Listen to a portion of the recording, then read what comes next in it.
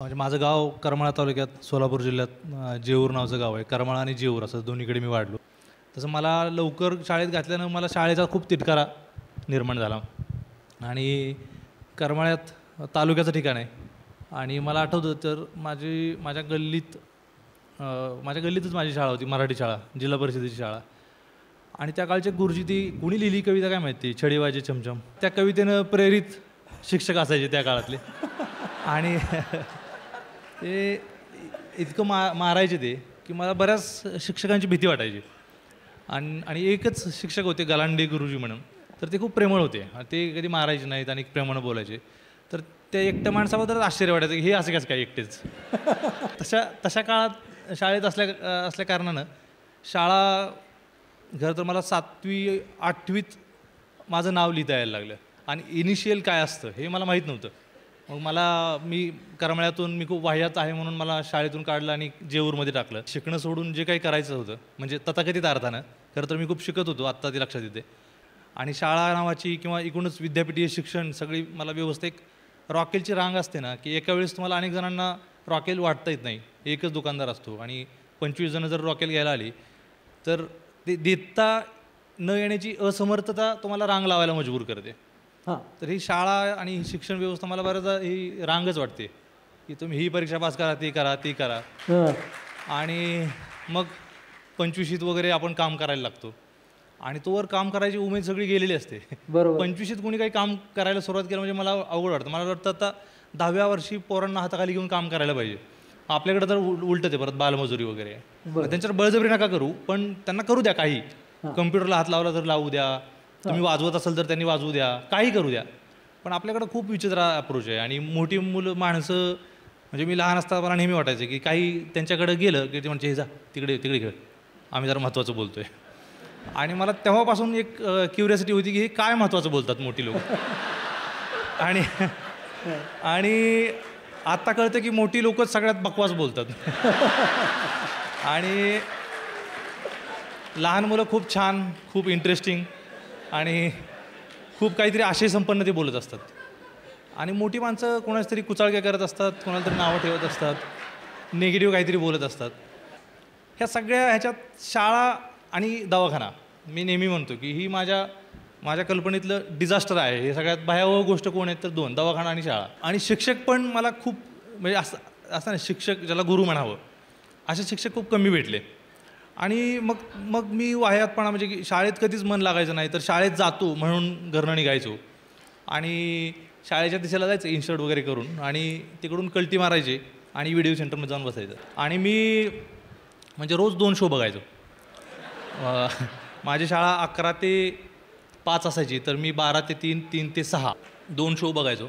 आणि त्या काळी व्हिडिओ असायचे छोटे. म्हणजे टी व्ही ही खूपच महत्त्वाची गोष्ट आता. आणि त्या टी व्हीच्या म्हणजे टेबलवरती जिथं व्हिडिओ ठेवला असेल त्याच्या खाली पाय घालून असं पडलं एकदा की 6 वाजताच उठवायचं त्यानं. त्याला एकदाच 2 रुपये देऊन ठेवायचे आणि त्याला माहीत असं की हे आपलं परमनंट गिऱ्हाईक आहे. आणि मग तिथून उठून मग थेट घरी, मग परत शाळेच्या रस्त्याला जायचं, तिकडून जरा जी तुरळक गर्दी असायची उशिरा येणाऱ्यांची त्यांच्यात मिसळून मग घरात यायचं. म्हणजे जसं मी म्हणालो ना, मी 10वीत परत 2दा नापास झालो. कारण की नापास होणं साहजिकच होतं. कारण की मी ज्या गोष्टीत एक्सपर्ट होतो त्या गोष्टींची परीक्षा कधीच कुणी घेतली नाही माझी. म्हणजे मी कॅरम खेळायचो, बास्केटबॉल खेळायचो, क्रिकेट चांगला खेळायचो, पुन्हा चेस ज्याला म्हणतो बुद्धिबळ खेळायचो. अशा शारीरिक आणि पेंटिंग करण्यात खूप आवड. रांगोळीच्या स्पर्धेत भाग घ्यायचो मी. रांगोळीत नेहमी मुलींच्या ह्याच्यात मी पहिला दुसरा असायचो. पण ते कौशल्य कोणीच म्हणजे ते करतो म्हणजे तो वाह्यात आहेस. मग गणित कुठे येते तुला? आणि गणित आयुष्यात आलं नाही. मला 10वीपर्यंत वजाबाकी येत नव्हती. वजाबाकी म्हणजे मोठा अंक जर खाली आला तर मला काही कळायचं नाही की हे आता काय करायचं याचं. आणि हे रहस्य मी कोणाला सांगितलंही नव्हतं की मला असं होत नव्हतं. मग गुणाकार भागाकार तर यायचा प्रश्नच नाही. मग 10वी नापास झाल्यावर सगळी मित्र जी आहेत माझ्या समवयस्क आणि ज्यांच्याशी खूप गट्टी जमली होती ती पुढं गेली सगळी आणि मी एकटाच राहिलो.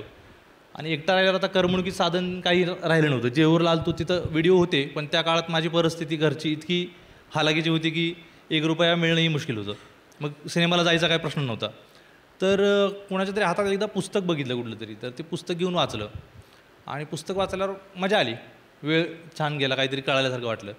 तर मला वाटतं त्या नापासाची एक दीड वर्ष जे होतं त्याच्यात मी माझ्या गावात एक छोटी लायब्ररी होती, तिथे एक 700-800 पुस्तकं असतील, ती सगळी संपवून टाकली मी वाचून. हां. आणि मग चांदोबा, पोलीस टाइम्स, कुठलेही पेपर म्हणजे त्यातले जाहिराती बिराती सगळं वाचून काढायचो. आणि मग गोडी लागली, वाचनाची गोडी लागली. मग मी परत 7वी ते 10वीची हिंदी आणि मराठी आणि इंग्लिश पुस्तकं घेऊन आलो पाठ्यक्रमातली. पण आता ती तुला वाचायची होती? मला वाचायची होती. कुठल्या गुरुजींनी सांगितलं नव्हतं मला की तू ह्याचा अभ्यास करून ये म्हणून. बरोबर. आणि इंग्लिश मी वाचायला लागलो, मग शब्दार्थ बघून वाचायचो, मग त्याची भाषांतरं त्याची छोटंसं असं सारांश रूपात असायचं.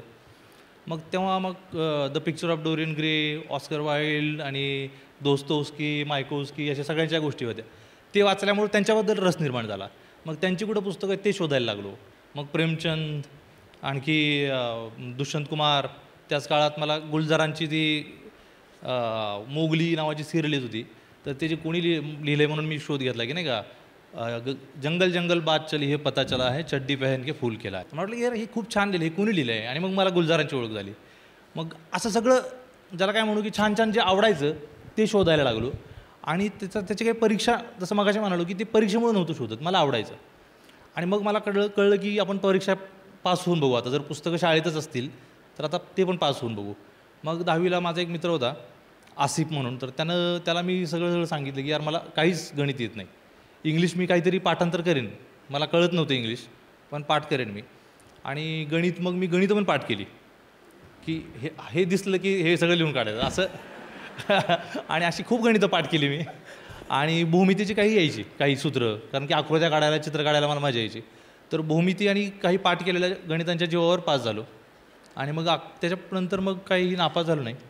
आणि मला उलटं होतं की 10वीत मला काहीतरी खूपच म्हणजे नापास झालो होतो. 12वीत मग 49%, मग BAला 52%, MAला फर्स्ट क्लास, असं मी उलटा क्रम सगळा केला. काही बिघडतात तर मी असा बिघडलो उलटा.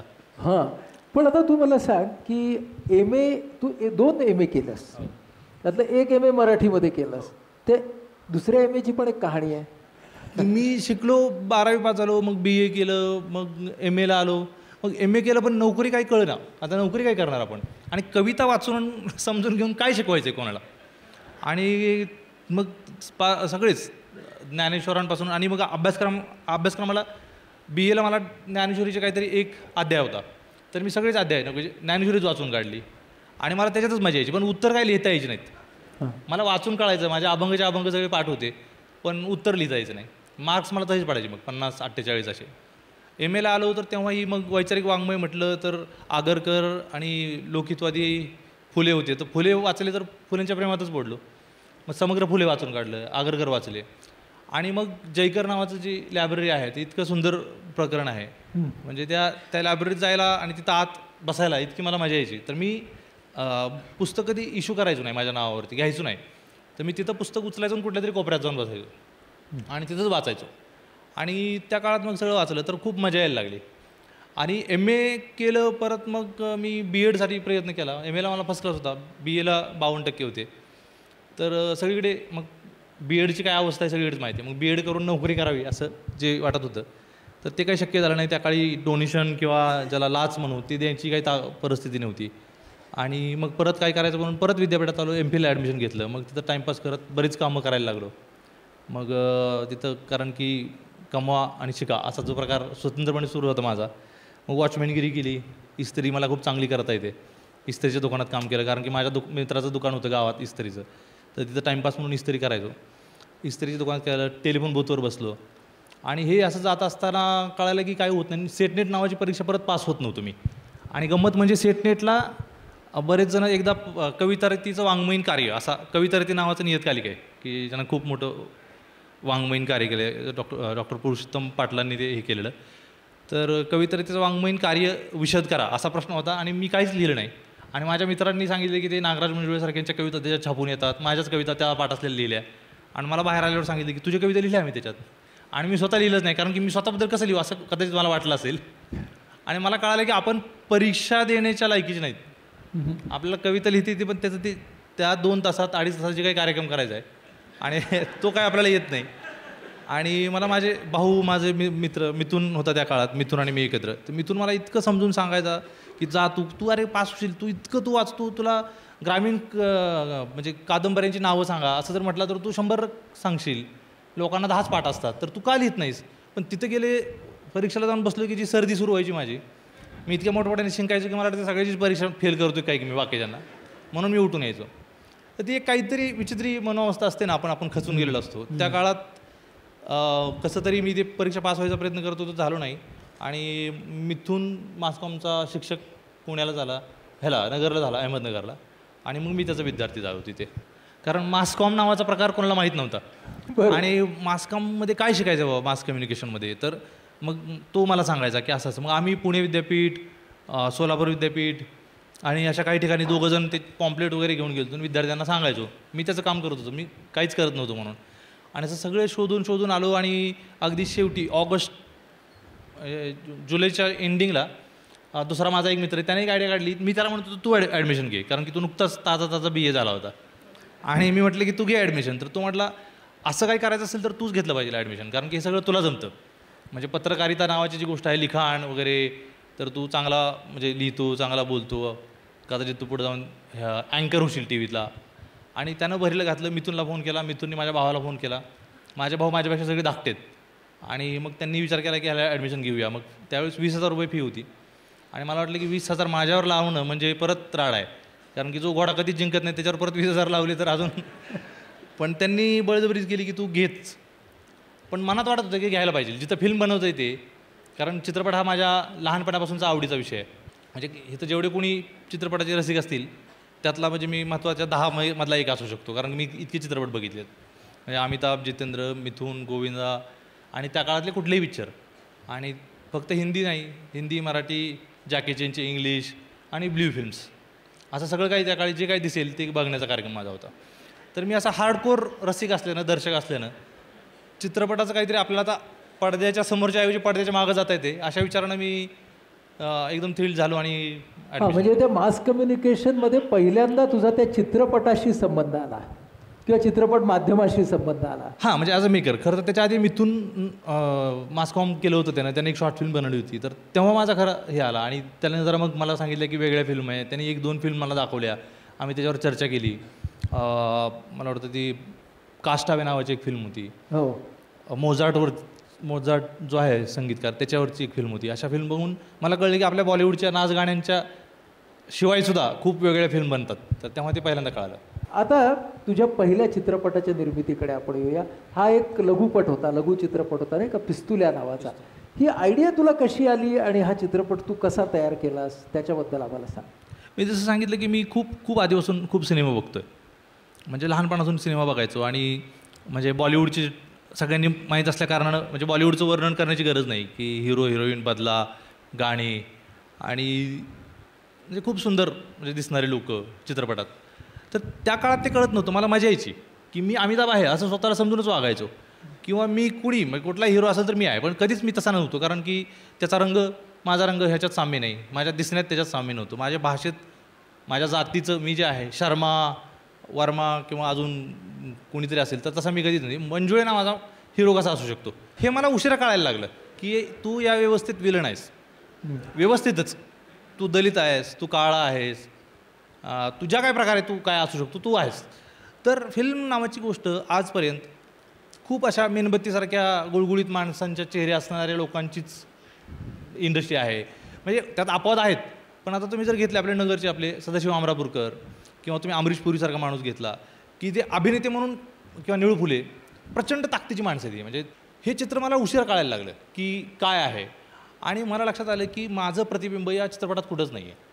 म्हणजे मी फक्त दर्शकच आहे, व्यवस्थेनं दर्शकच ठेवलं आहे. म्हणजे मला ताजमहल बांधायची म्हणजे मजुरी करायची मुभा आहे, पण ताजमहलवर हक्क सांगायचा माझं काम नाही, माझा हात कापून फेकणार. मग मी जेव्हा चित्रपट बनवेन आणि ज्यावेळेस मी बनवू शकतो असं मला वाटलं तर मी म्हटलं की मी माझे चित्रपट बनवेन, मी माझ्या गोष्टी सांगेन. आणि महात्मा फुलेंचा जो अखंड होता की विद्येविना मती गेली, तर त्या अखंडाची प्रेरणा होती पिस्तुल्यामागं की शिक्षणाचा संघर्ष, एका विशिष्ट जातीत तुम्ही जन्मता आणि त्याच्यामुळे ते किती हार्ड होतं शिकणं. फक्त तुम्हाला वाचायला लिहायला शिकायचं, मेन स्ट्रीममध्ये तुम्हाला येऊन हे करायचं आहे. आणि ती प्रेरणा घेऊनच मी पिस्तुल्या नावाचा लघुपट बनवला होता. त्याला यश मिळालं ना, त्याला राष्ट्रीय अवॉर्ड मिळालं. हो. आणि पूर्ण लांबीची फिल्म करायची फॅन्ड्रीसारखी, आणि ती सुद्धा तुला जे त्याच्यामधून सांगायचं आहे ते सांगणारी करायची, हे तर खूप मोठं आव्हान होतं. अर्थातच होतं, कारण की चित्रपट म्हणजे लघुपट आणि चित्रपट खरं तर त्याची संवेदना म्हणून एकाच प्रकारचा असतो, पण त्याचा स्केल म्हणून जर बघितलं तुम्ही तर खूप फरक पडतो. आणि चित्रपटात म्हणजे असं आपण म्हणू ना की 4 माणसांचा स्वयंपाक कदाचित मला करता येईल, पण 40 माणसांचा मी बिघडवू शकतो ना. हो. तर तसं कदाचित चित्रपटात असेल, रफली हे उदाहरण आहे, पण तसं असू शकतं. आणि चित्रपटाची गणितं खूप मोठी आहेत की त्याचं बजेट 1.5 कोटी ते 2 कोटीच्या घरात जातं. ते चुकलं तर मग तुम्ही सगळेच पैसे आणि सगळ्या दृष्टीने हे होता. बरं, मग मी माझ्या मनाची गोष्ट सांगायची मला, आणि पैसे प्रोड्युसर लावणार आहे, आणि मला सांगायची गोष्ट ती खूपच म्हणजे ऑफबीट आणि आजवर न सांगितलेली गोष्ट होती. पण तरी एक मला कॉन्फिडन्स होता की, आणि नॅशनल अवॉर्ड जेव्हा पिस्तुल्याला मिळालं तेव्हा मला खूप एक आतून वाटलं की यार मी जे करतोय ते लोकांना कळतं आणि त्यांना ते ॲप्रिशिएट करतायत, मी जी गोष्ट सांगायचा प्रयत्न करतोय. पिस्तुल्या तथाकथित अशी काहीच फिल्म नव्हती. तर मग तो कॉन्फिडन्स मला आल्यानंतर मी नॅशनल अवॉर्ड मिळाल्याच्यानंतर फॅन्ड्री नावाची गोष्ट लिहिली आणि माझ्या मित्रात सगळ्यांना वाचून दाखवली. आणि माझं मित्र सर्कल जे आहे ते खूप शहाणे आणि तितकेच टीका करणारे, म्हणजे की तुम्ही चुकत असाल तर तुम्हाला सांगणार, अशी सगळी माझा मित्र परिवार असल्या कारणानं ते म्हटले की अरे खूपच भारी आहे, हे करायला पाहिजे. आणि हा चित्रपट आत्ताच सुपरहिट आहे कागदावर, असं मला खूप जणांनी सांगितलं. आणि मला खूप मजा आली. आणि त्याला जवळजवळ सगळे 4 प्रोड्युसर एकाच वेळेस तयार होते. अनुराग कश्यपसुद्धा स्वतः म्हणत होते की मी ही फिल्म प्रोड्यूस करतो, पण मला मेमध्येच करायची होती, म्हणून मग मी आत्ताचे जे प्रोड्युसर आहेत माझे त्यांच्यासोबत ही फिल्म केली. बरं, आता ही फिल्म केलीस त्याच्या जरा प्रवासाबद्दल आम्हाला सांग की ही फिल्म तुला कशी सुचली, त्याच्यामध्ये तुझ्या अनुभवाचा भाग किती आहे? फिल्म सुचली अशी की मी खूप काळ ऐकत आलो आहे की भारतात जातीवाद संपला, आता आपण आता 21व्या शतकात वगैरे आहोत. आणि मी लहानपणापासून आत्तापर्यंत जातीभेदाचे किंवा काय म्हणू त्याला आपण, आपल्या विषमतेचे इतके चटके मी भोगत आलो आहे. आणि लिंगभेद आणि जातीभेद, धर्म म्हणजे द्वेष, हा तर इतका म्हणजे हा कळीचा मुद्दा आहे आपल्या भारतातला. पण लोक इतके म्हणजे हे आहेत, ढिले आहेत त्याच्या बाबतीत, त्याचा विचारच नाहीत करत. पण आपले सजगच नाही आपण तेवढे. तर आपलं सेन्सेशन जे आहे ते खूप विचित्र पद्धतीचं आहे. आणि मला लोक म्हणायचे की यार जातीवाद संपला आहे, कोण आता जातीवाद करतं. पण तुम्ही जर वृत्तपत्रांपासून, टी व्हीपासून, 4 चौकातल्या बोलण्यापासून, शाळेपासून, गल्लीत, जिकडं तिकडं जात इतकी छान व्यवस्थित विराजमान आहे सगळीकडे. आणि मला म्हणायचं मग जात संपली म्हणतात तर असं कसं काय मला सारखं जात दिसते. आणि मला जी भेडसावणारी गोष्ट होती, मग मी ती म्हटलं की फॅन्ड्रीतून ती सांगायची मला. ही जातीची आणि ही आजच्या इथं इतक्या 21व्या शतकातल्या भारताची ही विकृत गोष्ट मला सांगायची आहे. आणि मी ती फिल्म केली. जगभरात जेव्हा मी गेलो तर दोन्ही पद्धतीची माणसं भेटली. काही म्हटले की अरे हे कुठं असं घडतं, आणि खरं तर तिला खूप ॲप्रिशिएट केलं. म्हणजे जगभरातल्या सगळ्या, म्हणजे तुम्ही जेवढी विद्यापीठं आहेत, Columbia, Stanford, MIT, Harvard, Philadelphia आणि सगळ्या सॅन होजे, सगळ्या विद्यापीठात जवळजवळ ती काही ठिकाणी अभ्यासाला ठेवली आणि सगळीकडे त्याच्यावर चर्चा झाली, दाखवली गेली. फेस्टिवल्समधून अनेक ठिकाणी दाखवली गेली. आणि हा भारताचा चेहरा जो आहे, नेहमीच आपण बॉलिवूडचा चेहरा म्हणून भारत बघतो की बॉलिवूड सिनेमा म्हणजे भारत. तर फॅन्ड्रीसारखा सिनेमा असेल, किंवा ही परंपरा मोठी आहे अजून खूप, आधीसुद्धा खूप अशी कामं चालली आहेत. पण जातीच्या ह्याच्यावर अशी तो हिरो केंद्रस्थानी ठेवून खूप कमी वेळा अशा फिल्म झाल्यात. आणि मी ते उदाहरण तुम्हाला आता सांगू इच्छितो की मला हिंदूच्या रिपोर्टरनं विचारलं होतं 2013मध्ये जेव्हा फिल्म फेस्टिवलमध्ये होती. तर तो म्हटलं की हे काय म्हणा, त्याला 100 वर्ष झाली यावर्षी आपल्या चित्रपटसृष्टीला, तर तुला काय वाटतं आत्ता. तर मी त्याला असं म्हणालो होतं की मला एवढं वाटतं की मला 100 वर्ष लागली चित्रपट करायला. कारण की जर तुम्ही एखादा कायकाडी, एखादा महार, मांग, वडार ह्याची गोष्ट प्रामुख्याने येत असेल आणि त्याच्या उल्लेखासहित, तर ही इतका का उशीर लागतो याला. मग कुठंतरी आपण सांगतो की हे दलित आहे, हे अछूत आहे.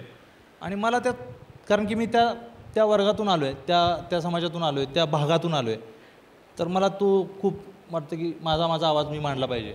आणि म्हणून मी फॅन्ड्री खरं तर केली. किंवा मी जे काही मला वाटतं मी काय बोलतो आहे, काय काम करतो आहे, तर मला ते करायचं आहे. आणि मला ना लोकांना विचारायचं की माणसासारखे वागा एकमेकांना. आता बाद झालं, म्हणजे स्त्री माणसासारखं वागा, सगळे माणसं. आता कंटाळा येतो खरं.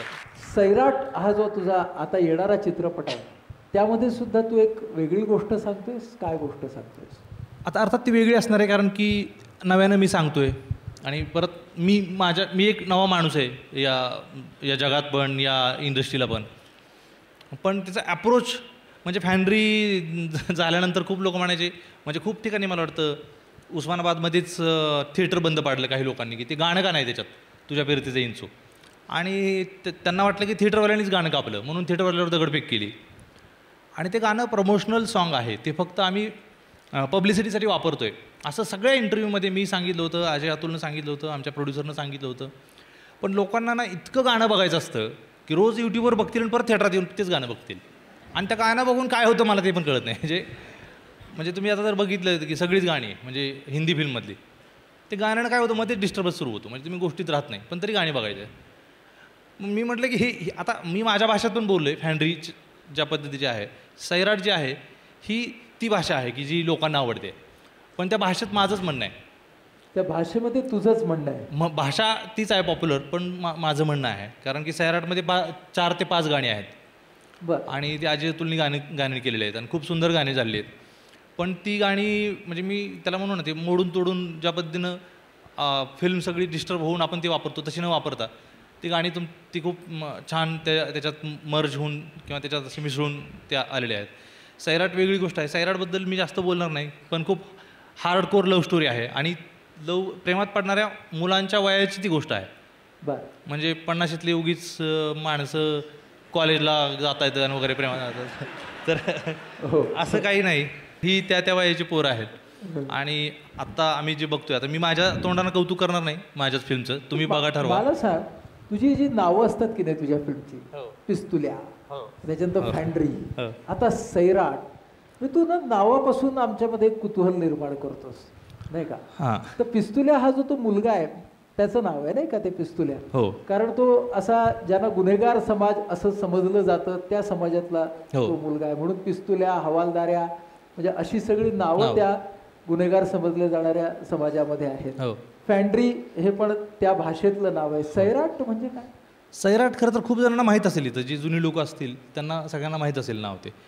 पण अलीकडं आपण ना की आपली भाषा, आपलं जगणं, आपलं सगळं खेडं, आपलं सगळं जे काय त्याला आपण इतके न्यूनगंडित होतो आणि तेच सोडून देतो. आणि माझं असं खूप म्हणणं आहे की गावातली भाषा जितकी सुंदर आहे ना, जितकी जिवंत आहे, जितकी आता परभणीतली असेल तितकी पुण्यातली भाषा छान नाही आहे. पण कारण की तेच बोलायचं ना, मग असं छान बोलायचं. आणि तुम्ही हुडकलं म्हणलं तर हसतात लोक तिकडं. आता मी म्हणायचो ते, अरे मी माझं काय अमुक पाकिटाचं सापडलं म्हणजे लय वेळ झालं हुडकलं पण सापडलं नाही. हुडकलं काय, हुडकलं काय असतं असं. पण सापडलं, हुडकलं, शोधलं हे पर्याय आहेत ना. पण काय शोधलं म्हटलं तरच तुम्ही छान आहात. हुडकलं म्हटलं की तुम्ही नालायक आहात. आणि जसं की चक्कर येते, मला चक्कर आली म्हटलं तर ठीक, मला गिरी आली असं म्हणतात, मला भोंड आली, भवळ आली. आता हे पर्याय आहेत ना, ही श्रीमंती ना भाषेची. पण तुम्ही पुण्यात गेले की तुम्हाला चक्करच आलं म्हटलं तर म्हणतात, नाही तर मग ते भोळ आले म्हणले की तुम्हाला चक्कर आलीच नाही असं गृहीत धरायचं. मग ही जी पद्धत आहे, तर ही मला वाटतं की भाषा, तिथलं जगणं, खेड्यातलं, तिथली लोक, तिथलं सगळं प्रेम खूप समृद्ध आहे. आणि आज मी खूप मिस करतो शहरात जेव्हा जातो ना. मग ही सैराट हे आम्ही लहान असताना एका विशिष्ट वयात आमचे आईबाप आम्हाला सैराट म्हणायचे. तर ते म्हणजे हे सैराट झाले म्हणजे ह्याच अलीकडे. आणि सैराट झालं म्हणजे काय, तर मी खूप आनंदी असायचो ज्या काळात, उगीच उड्या मारत फिरायचो, दुडक्या चालीने चालायचो, खुश व्हायचो. हां, जसं की मगाशी ती म्हणाली भूक लागायची आणि पळायचो, हुंदडायचो. तर ते वय सैराट वय होतं वाटतं. तर ते त्या वयाची गोष्ट आहे की जे त्याला बेबंद, मुक्त, स्वच्छंद, स्वैर. बेबंद, स्वच्छंद, स्वैर म्हणजे सैराट. असं म्हणजे सैराट. क्या बात. मला सांग, पिस्तुल्या बनवण्याच्या आधीचा नागराज आणि आता सैराटच्या आधीचा नागराज, ह्याच्यामध्ये काय फरक झाले आहेत आणि कोणत्या गोष्टी पूर्वीच्याच राहिल्या आहेत? मी तसाच आहे खरं तर. म्हणजे मला काय, म्हणजे मी तर विसरूनच जातो, मला कळतच नाही. मला बऱ्याचदा दुसरे लोक आठवण करून देतात की अरे तू फिल्म केली आहे नागराज असं असं. म्हणजे मधलाच किस्सा आहे की मी बाबांकडे, अनिल अवचटांकडे चाललो होतो. ते म्हणले की नागराज अरे भेटायचं आहे तर घरी आहे. आणि त्यांचा फोन आल्यावर मी खूपच खुश झालो आणि गार्गीला म्हणालो की अनिल अवचटांनी भेटायला बोलवले आपल्याला. ते म्हटले चल जाऊया. मग आम्ही कार घेतली आणि माझ्या कर्वेनगरपासून त्यांच्या घरापर्यंत जाईपर्यंत मी जवळजवळ 4 वेळा त्याला म्हणालो अनिल अवचटांनी भेटायला बोलवले तुला माहिती का मला. आणि मी खूप खुश झालतो आणि मी खूप खुश होतो की मी इतक्या छान एका माणसाला भेटायला चाललो आहे. ती जाता जाता म्हणाली तू इतकं किती एक्साइट होतोस, तू पण नागराज मंजुळे आहेस, तू फॅन्ड्री केली आहे. आणि मला एकदम असं ते माझ्या आनंदात ते खडा पडल्यासारखं झालं की अच्छा असं आहे का. पण मला बरं वाटलं की मी विसरतोय हे सारखं सारखं की मी कोण आहे. वा. आणि मला बरं वाटतं की मी प्रत्येक माणसाला इतक्या छान बघतोय तर तो आता कधी कधी ते प्रयत्नपूर्वक करावं लागतं. आता असं होतं की मी त्या काळात खूप वेळ असायचा, खूप लोकांना भेटायला यायचं, भेटता यायचं, बोलता यायचं. आता फेसबुकवर किंवा माणसाशी भेटतात ह्याच्यात कार्यक्रमात तर आपण सगळ्याच्या वाट्याला येऊ शकत नाही. लक्षात येतं की तब्येतीची कारणं आहेत. म्हणजे जसं की मी काल रात्रभर जागलो, 2, 2:30, 3ला घरी आलो, जरा वेळ झोपलो आणि 4 वाजता कारमध्ये बसून इथं आलो. आता इथून जाऊन मी परत रात्री काम करायचं आहे. तर ही परिस्थिती जी मागची होती ती विचित्रित आहेत आपण जे काम करत होते. आणि खूप लोक म्हणजे इतके मित्र झालेत, म्हणजे एक शहर नाही की महाराष्ट्रात किंवा भारतात की जिथं माझा मित्र नाही आत्ता, आणि जगात म्हणजे लंडनपासून सगळे. तर मला गंमत वाटते की माझा एकदम लहानपणीचा मित्र जो आत्ता काही करत असेल कदाचित तो कुठेतरी गॅरेजवर काम करतो आहे, हॉटेलात काम करतो आहे, तिथपासून ते आमिर खानपर्यंत, आनंद नाडकर्णीपासून अनिल अवचरांनी सगळे माझे मित्र आहेत. तर मला वाटतं माझा खूप मोठा पसारा वाढला आहे आणि ही माझी श्रीमंती इतकी वाढली आहे की मला भारी वाटतात आहे. क्या बात आहे. आता मी तुला जरा तुझी आवड निवड विचारणार आहे. तुझे 3 आवडते चित्रपट. सिनेमा पॅराडिसो नावाचा एक चित्रपट मला खूप आवडतो. कुठला? सिनेमा पॅराडिसो. हां. हिंदीतला शोले शोले. आणि मराठीत म्हटलं तर चोरीचा मामला किंवा पिंजरा. तुझे आवडते कवी. कवी खरं तर खूपच आवडतात. कवी म्हणजे कवी हा आवडण्याचाच प्रकार आहे माझ्यासाठी, कुठलाही कवी असू द्या. म्हणजे कविता चांगला लिहिणारा बरं का, नाही तर म्हणजे दुष्यंत कुमारच्या कविता खूप आवडतात मला. अरुण कोलटकर, कुसुमाग्रज, नामदेव ढसाळ, खूप खूप लोक. आवडते अभिनेते अभिनेत्री. खरं तर स्मिता पाटील खूप, मला श्रीदेवी पण खूपच भारी अभिनेत्री आहे. नाना पाटेकर, अमिताभ माझा सगळ्यात आवडता आहे, म्हणजे नंबर 1ला अमिताभ आहे, त्यामुळे मग बाकीचे काही लोक आवडतातच. आवडती पुस्तकं. ऑस्कर वाईल्डचं एक पुस्तक आहे मला त्याचं नाव आठवतं, ॲनिमल फार्म का काहीतरी. तर ते वेगवेगळ्या वेळेला वेगवेगळ्या पुस्तकांनी खूप छान आपल्यावर काहीतरी प्रभाव केलेला असतो. आता तुला आवड निवड विचारतो. शहर की खेड? अर्थात खेड. अर्थात खेड. पण मजबुरी, शहरात राहतो. मिसळ की नूडल्स? मिसळ. मिसळ. क्रिकेट की कबड्डी? खरं तर बास्केटबॉल जास्त आवडतं, पण क्रिकेट कबड्डीच्या तुलनेत. नाटक की सिनेमा? सिनेमा. इंग्रजी की मराठी? मराठी. वाक्य पूर्ण करा. हां. चित्रपट क्षेत्रात आलो नसतो तर मी खरं तर हे नसतो केलं तर काय केलं असतं असे अनेक पर्याय होते. म्हणजे मी जर शिकलो नसतो तर बूट पॉलिश केली असती. 10वी शिकलो तर 10वीच्या नंतर जे काही करू शकत होतो मी कंडक्टर झालो असतो. 10वीपासून पोलीस झालो होतो पण नोकरी सोडून आलो. त्याच्यानंतर दुकानं चालवली, त्याच्यानंतर वॉचमॅन झालो असतो, काय काय झालं असतं खूप. अजूनही काय काय होऊ शकतो मी. अजूनही काही होऊ अजून काही होऊ शकतं. माझ्या एका चित्रपटाच्या निर्मितीचं काम पूर्ण झालं की मी असा शांत कधी कधी बसतो. आम्ही घरात स्वयंपाक करतो आणि पार्टी करतो, जरा विसरून जायचा प्रयत्न करतो आणि मग परत सुरू होतं काम. माझ्या चित्रपटांवर टीका करणाऱ्या मंडळींचा मी त्यांचा आदर करतो आणि त्यांची टीका खरंच मी म्हणजे काय त्यातनं म्हणजे त्यातनं माझ्या चुका काय आहेत किंवा ते जे बोलत आहेत त्याला काय आधार आहे आणि आपल्यात काय राहून जातं आहे का याचा विचार करतो मी ग्रामीण भागात जन्मलो आणि वाढलो त्यामुळे मी खरंच खूप समृद्ध आहे आणि माझ्याकडे मी श्रीमंत आहे. अनुभवाचा पसारा माझा जो आहे, मी ज्या पद्धतीचा माणूस आहे, माझी भाषा आहे, मला माणसाला सरळ बोलण्याचा संकोच नाही, मिठी मारण्याचा संकोच नाही आणि खूप गोष्टी आहे. खेड्यात जन्मल्याच्या खंतही आहेत काही. खेड्यात जातीपात खूप बाळगतात लोक आणि सगळ्याला जातीनं ओळखत असल्यामुळं डिस्क्रिमिनेट करतात. शहरं काही बाबतीत चांगली आहेत, खेडी काही बाबतीत चांगली आहेत. पण खेडं मोकळा श्वास घेता येतो, ताज्या भाज्या खाता येतात आणि दूध मिळतं. शहरातली माणसं सगळी गरीब माणसं आहेत आता, असं मला लक्षात यायला लागलं. खरं.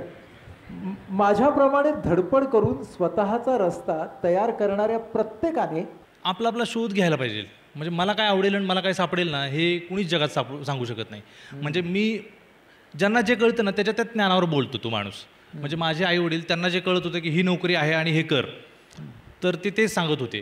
म्हणजे कोणीतरी गुरु असणं हे मला कधी कधी खूप चुकीचं वाटतं. कारण गुरुचं ज्ञान कधी कधी संपून जातं तिथे आणि चेला त्याला भारी पडतो. तर चेल्यानं आपापली वाट शोधावी. फक्त गुरूंचं पण गांभीर्यानं घ्यावं जे सेन्सिबल आहेत आणि चालत राहू. कोणाला काय सापडेल, कोण वाळवंट सर करेल, कोण डोंगरावर चढेल, काय करेल, कोण चित्रपट करेल आणि शिक्षण नावाची व्यवस्था ना, त्यांना जे कळतं ना ते खूप उशिरा त्यांना करंट लागतो, ते त्याचा अभ्यासक्रम बनवतात. पण जीवन नावाची गोष्ट इतकी भारी आहे ना की त्याचा अभ्यासक्रम लय विस्तृत आहे, तिथं शिकावं माणसानं. वा वा. मित्रो, नागराज जेव्हा काही बोलत होता तेव्हा तुम्ही त्याला खूप टाळ्या वाजवून आपण त्याला दाद देत होतो. माझी अशी तुम्हाला विनंती आहे की ती दाद देत असताना तो जे बोलत होता त्यातला गंभीर आशय आपण आपल्या मनातून बाहेर नको सोडूया. खरं म्हणजे आपण हसत होतो, तुम्ही टाळ्या वाजवत होतात, पण माझ्या दृष्टीनं अत्यंत गंभीर असा हा बोलत होता ज्याच्यावरती तुम्ही आणि आम्ही विचार करावा.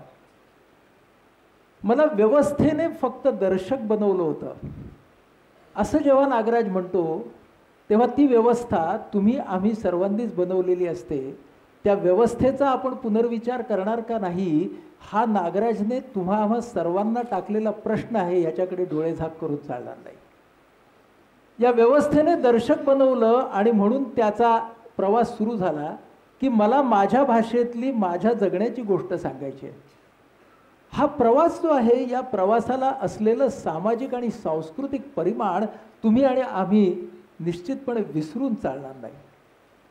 तो जे विषमतेबद्दल बोलला की लिंगभेद, जातीभेद, धर्मभेद, आणि त्याने अतिशय छान शब्द वापरला.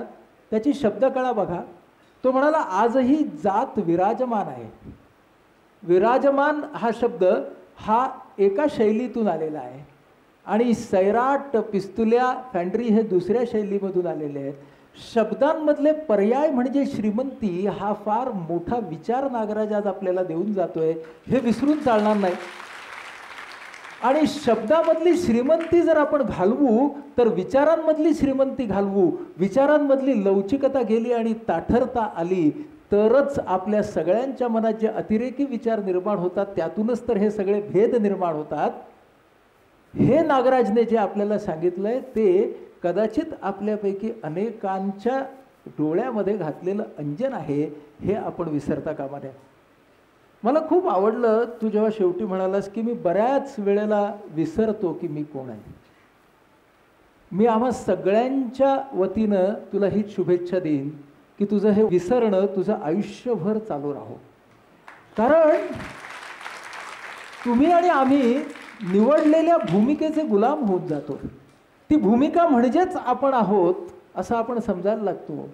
तेव्हा यश आणि अपयश या आपल्याला मिळालेल्या फक्त त्या त्या दिवसासाठीच्या झालरी आहेत, परंतु त्याच्यामध्ये आपण जे आहोत ते आपणच आहोत आणि आपणच राहणार आहोत असा स्वतःला ओळखण्याचा एक संदेश नागराजने आपल्याला दिला आहे. कसे जगावे आनंदाने हे सांगणारं आपलं वेदचं व्यासपीठ आहे. इथे येणारी प्रत्येक व्यक्ती स्वतःचा जीवनानुभव घेऊन तर येतेच, पण तितक्याच रसरशीतपणे तुम्ही जणू काही आमच्या सगळ्या कुटुंबाचाच भाग आहात अशा पद्धतीने तुमच्यासमोर ती मांडते. हे आपल्या व्यासपीठाचं फार मोठं सामर्थ्य आहे. जोरदार टाळ्यांनी एकदा नागराजला निरोप देऊया आपण.